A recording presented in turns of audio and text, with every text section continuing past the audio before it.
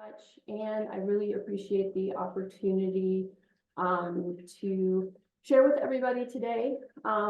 Some of you already know about this. I see a lot of familiar names of people that helped, develop the application, and some steering committee members that are here after just getting out of our January steering committee meeting about an hour ago. But I also see a lot of new names that may not be familiar. So I'm really excited about the opportunity to talk about this project. And as Anne said, I'm really just kind of the project coordinator. There's a lot of people behind this, but I'm able in a position with the city to serve as kind of a project coordinator and point of contact to help get the word out about the project, and also help other organizations that they want to be part of this to understand kind of what those opportunities are and to engage with the process. So when I added my name to the chat, I did include my email. So feel free not only to ask questions during the presentation, but to reach out afterwards if you'd like more information. So this grant funded project was supported through a new program that was created through the Bipartisan Infrastructure Law. Some people refer to it as IJIP, called the Resilient and Efficient Codes Implementation Program. And while it's around building codes and it's through Department of Energy, there really was this great focus on other things like equity and climate resilience and workforce development. So this is actually the article that came out announcing the selection of the 27 projects that are funded through this program. So we're one of those 27. I think is a really great testament to the collaborative. We're actually the 8th largest in terms of overall funding of the 27. And this is a really neat article that came out actually in the Arizona Republic back in August. And I love this because this one statement from the article, I think, really captures what we're trying to do with this grant. The jurisdictions that came together to develop the proposal and submit the application really recognize that not only do we have shared climate risk, but because we're part of the Colorado River Basin, that just amplifies it because we're so interconnected and interdependent on each other, and water and energy are so tightly intertwined. And so we really felt like this was an opportunity to move beyond just sharing best practices, although we do a really great job of that, and SCN has been an incredible platform for doing that, but really move beyond to collective action. So how can we tackle these issues that are shared by us and in some ways kind of unique to the Colorado River Basin? We all have goals around our built environment, making it more energy efficient, water efficient, affordable, equitable. But at the same time, Arizona is a home rule state. And so that means we're all coming about it differently. And so, as it says, part of the problem is there's no statewide approach, and there is no regulation of building codes at the state level, or very, very minimal. And so a lot of the goal of this is, as we move towards more advanced codes, let's do it as collectively as possible and as consistently as possible as a way to reduce barriers to industry, reduce barriers to adoption for individual organizations, and just do this as collaboratively as possible. So before I start with the what we're doing, I always like to start with the who. This, I think, really says a lot about the importance of what we're trying to do, and kind of the wealth of knowledge and expertise that is being brought to the table with this project. So this is just currently who makes up the collective. The vast majority of these organizations actually submitted letters of commitment as part of the application. There are a couple that we've brought on since then, and we certainly look to expand this list. And I'll talk at the very end about ways in which organizations can participate. The New Buildings Institute, which is a nonprofit organization out of Portland, Oregon. They're a national organization. They focus a lot on kind of above code work. So decarbonization of the built environment, building performance standards, and they've worked a lot with states and local jurisdictions over the years to help them advance their building codes. They very kindly agreed to be the applicant on our behalf, which means they're also the grant administrator, which is great because for those of you who manage grants, you know how much work it is. So we're really thankful to have them both as a technical support as well as the grant management support. The other key partners are the International Code Council, LISC Phoenix, which if you're not familiar with, is a really amazing capacity building organization in the Phoenix area. It's actually one of almost 40 branches of a national organization, and they're here as kind of our engagement and equity partner. And then the Institute for Energy Solutions at the University of Arizona. Those organizations really comprise kind of the core of our technical team. But we've certainly got a lot of other organizations that are involved in a myriad different ways. You can see the initial jurisdictional partners that are part of this, and really amazing support from all of them. They've been involved from the very beginning and really helping shape and craft this. We have the state energy offices of both Arizona and New Mexico. I mentioned we have other technical partners. We've got additional resources that are part of this, as well as trade and workforce development entities, training entities, and community-based organizations. In addition to the grant, which is the right $3.5 million, we are also going to be receiving technical assistance through the Pacific Northwest National Laboratory, which is really exciting because it helps us bring a level of analysis and basis and data around how well the codes are going to perform and how cost effective, et cetera, that will really help with I think developing a really solid code, as well as helping communicate the benefits of it to our communities. So what are we doing? I mentioned a code. So what we're referring to it as is a regional resilience code. The idea is that it will be based off of the 2024 I-codes that are coming out right now that the International Code Council, or ICC, publishes. And ICC will publish this code as a regional offering, so it will be available to any organization that wants to reference it, adopt it, use it. We do intend for there to be some supplementary programs that may be part of what ICC publishes or may be published in some other way. In particular, we really want to have an emphasis on dealing with extreme heat. I think this last summer really woke a lot of us up about the extreme risk that we're facing and just how rapidly things are changing. We also want to really lean into understanding strategies and approaches around retrofitting existing buildings as much as we do to try to improve new construction. Existing building stock is really, in some ways, kind of the elephant in the room, particularly in older communities. Then supporting that regional resilience code, we're planning a net zero roadmap.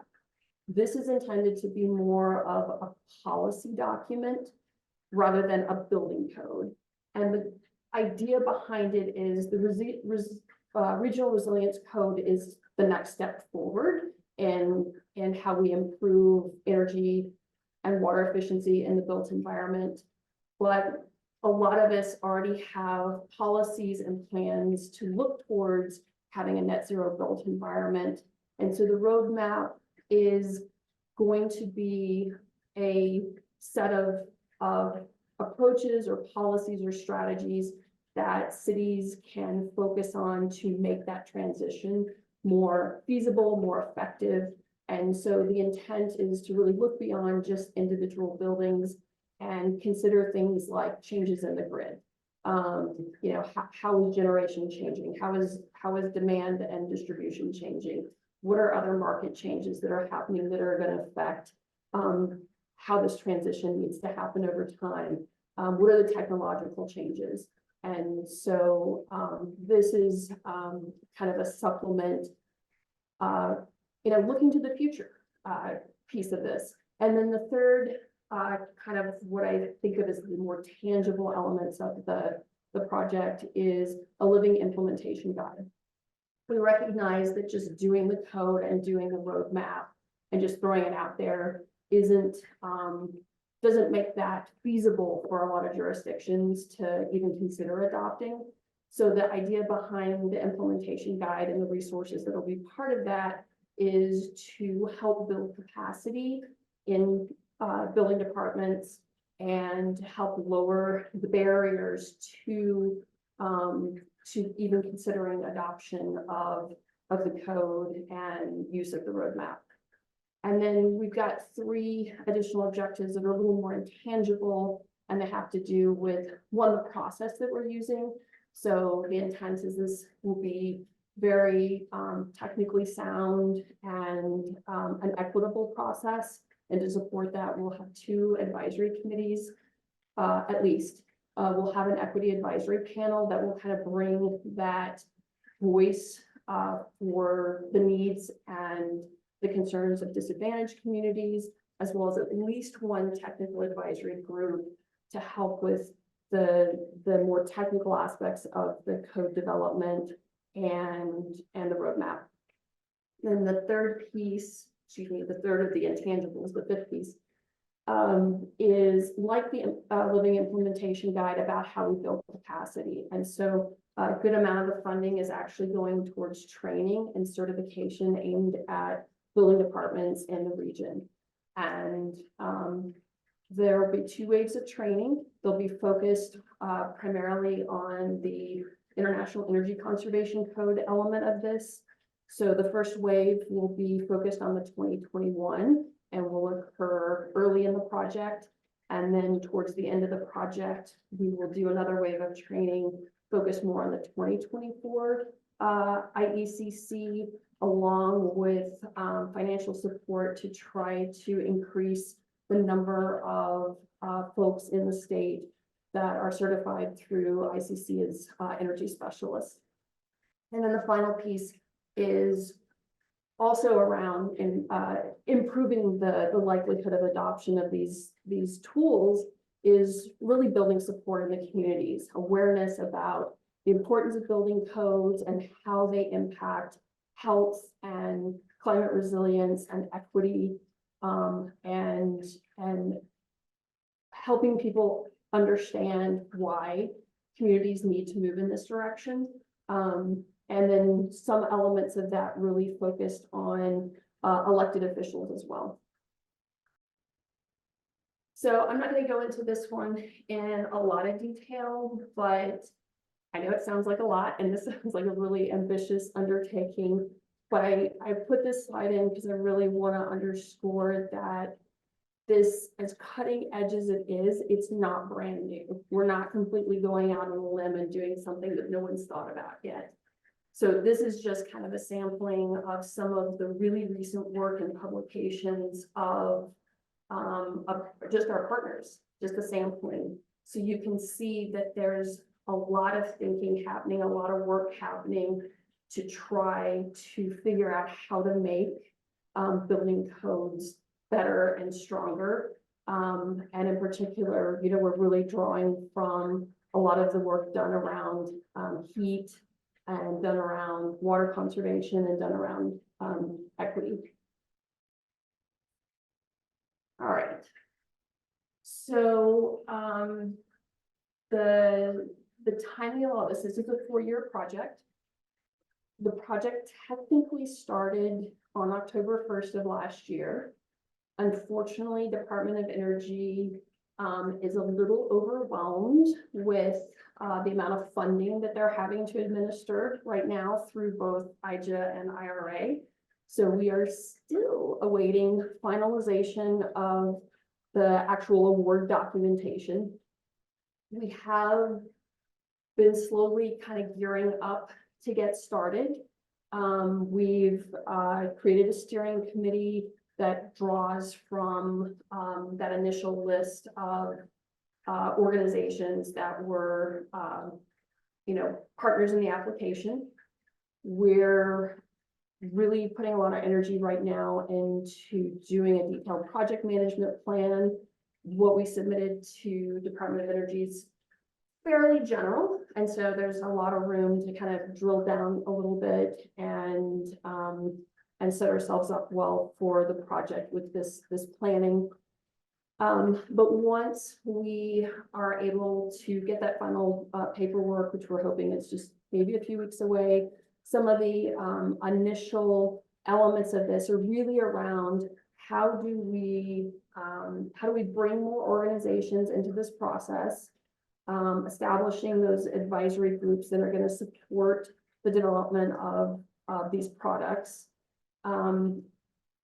We're also, there was a very short time frame to develop the application. The application opened, I think, the Monday before Christmas in 2022, which made for a fun holiday, I have to say.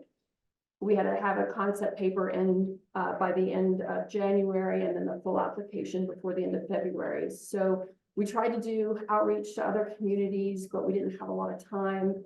So we really want to start slow and deliberate and do some focused survey work and interviews so we can better understand the built environment goals, needs, priorities of other communities in the region, and help kind of focus and fine tune the deliverables that we want to get out of this, as well as understanding barriers and other issues to code adoption that even exist beyond just the scope of this project.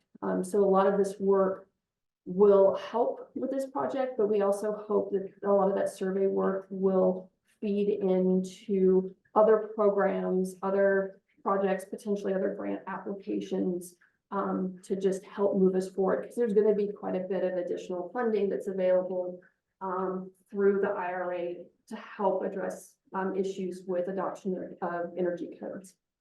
And then I mentioned there'll be that first wave of training on the 2021 IECC. That's 18 months. So we're looking from now through the end of next March. The next phase is also 18 months, and that's where we're really getting into the nitty-gritty of just developing these resources.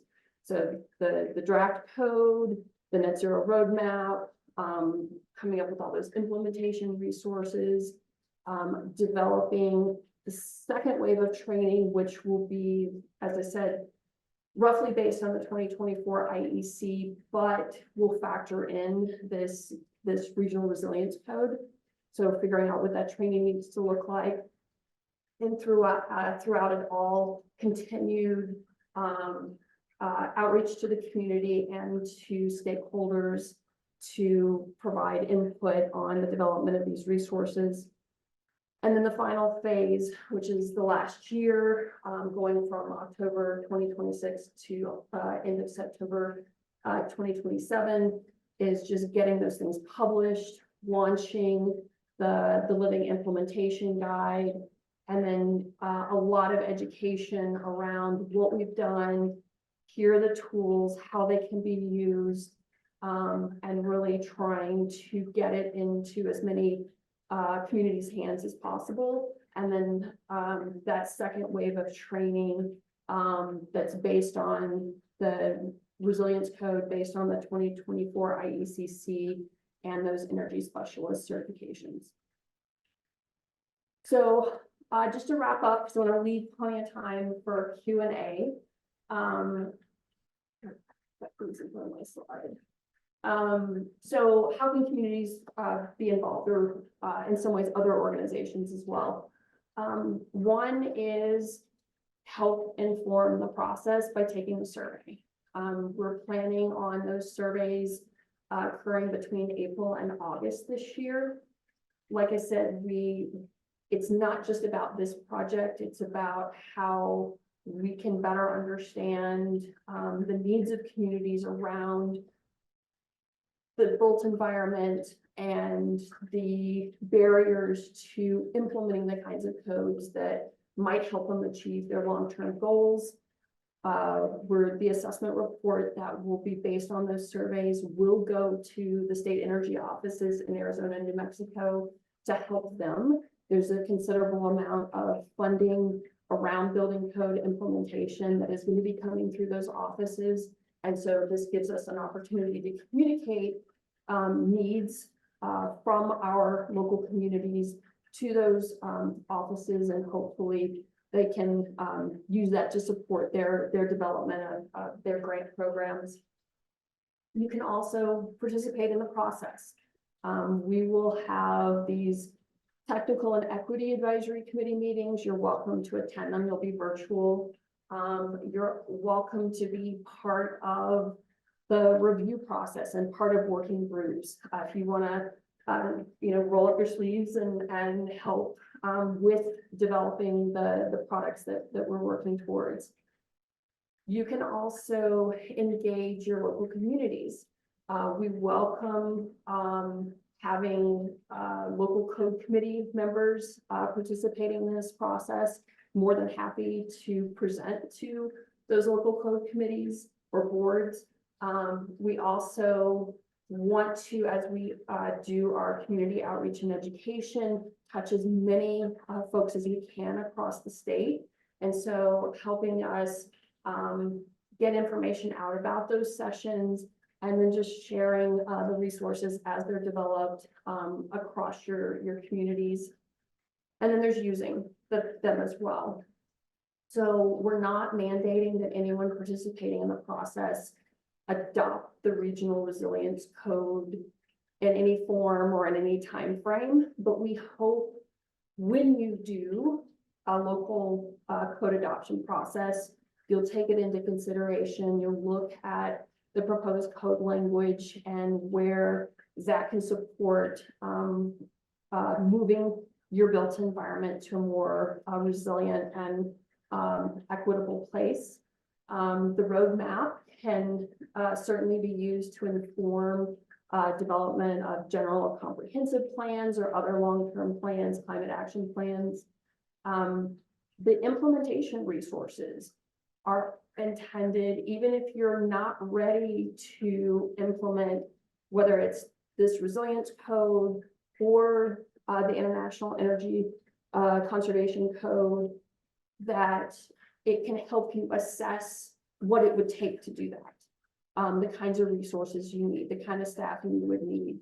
And so take a look at that and see what it would take to make that transition.